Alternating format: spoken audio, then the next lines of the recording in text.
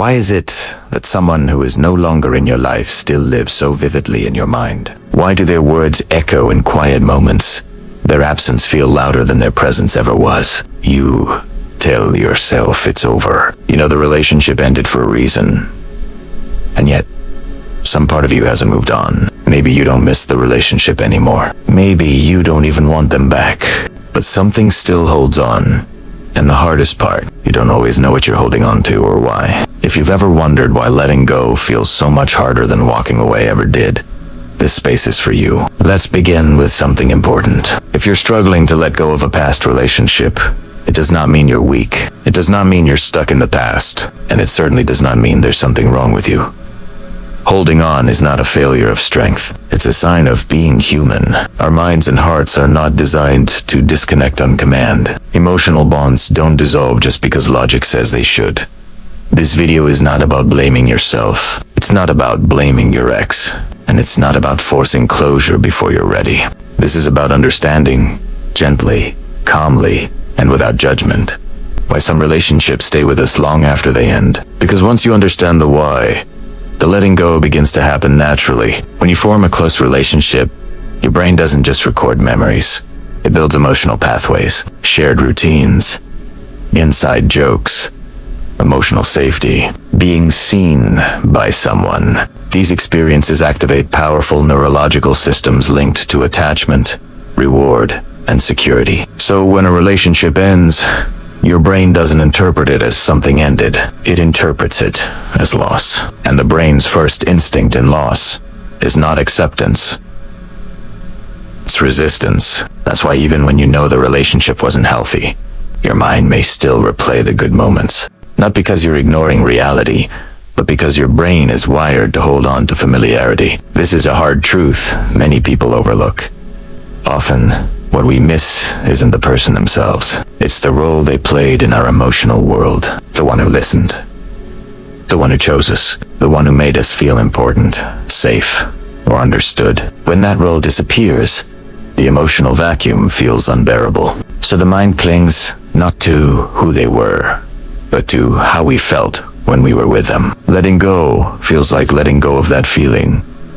And that can feel terrifying. Closure is not something relationships always give us. Many relationships end without clarity, without honest conversations, without answers to the questions that matter most. And the human mind struggles deeply with unresolved stories.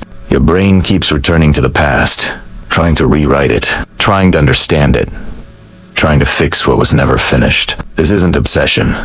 It's the mind searching for meaning. Until that emotional story feels complete, the attachment often remains open. Some relationships don't just change your life, they change who you believe you are. You weren't just with someone, you were someone with someone.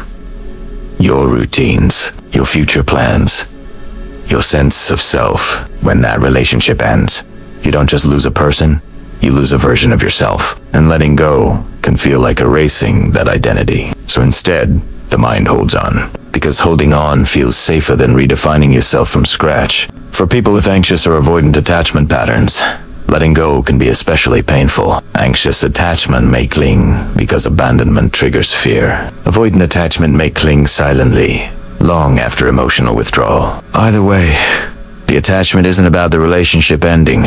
It's about what that ending awakens inside. Old wounds, unmet needs. Emotional patterns learned long before this relationship ever began. Imagine someone who seems fine on the outside. They go to work. They socialize. They may even date again. But every time something good happens, their mind drifts back. This person would have understood this.